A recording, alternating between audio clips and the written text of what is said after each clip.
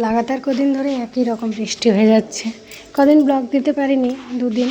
তার অনেক কারণ আছে। বাবার শরীরটা হঠাৎ করে খুব খারাপ হয়েছিল। তো বাবার শরীর খারাপ হয়ে যাওয়ার পরে আমি ব্লগ দিতে পারছিলাম না, কারণ টাইমটা ঠিকভাবে মেনটেন করতে পারছিলাম না।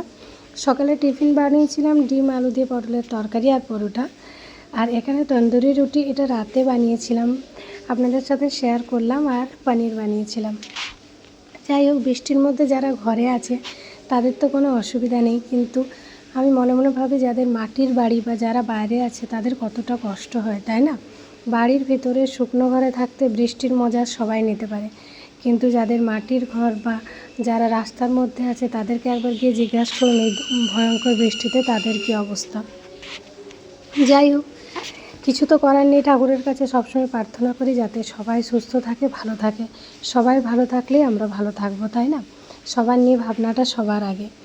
তো দুদিন ব্লগ দিনই, তার জন্য সরি। অনেকে মেসেজ করেছেন দিদি আপনার কি হয়েছে। কিছুই হয়নি তেমন, বাবার শরীর ভালো ছিল না, তার জন্যই ব্লগ দিতে পারছিলাম না। আমার শ্বশুরমশাই অসুস্থ আছে, অনেকেই জানেন। শ্বশুরমশাইয়ের শরীর ভালো থাকে না, মাঝে মাঝে হসপিটালে অ্যাডমিট করতে হয়।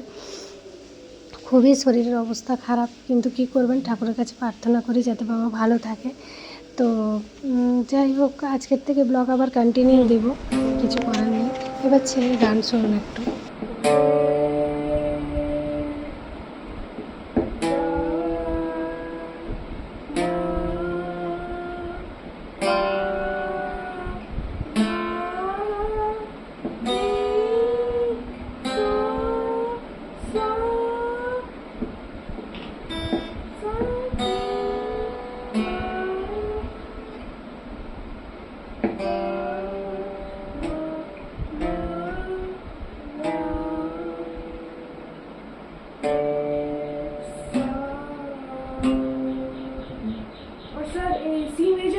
Third freight, third finger, string number 5 सा, ठीक है।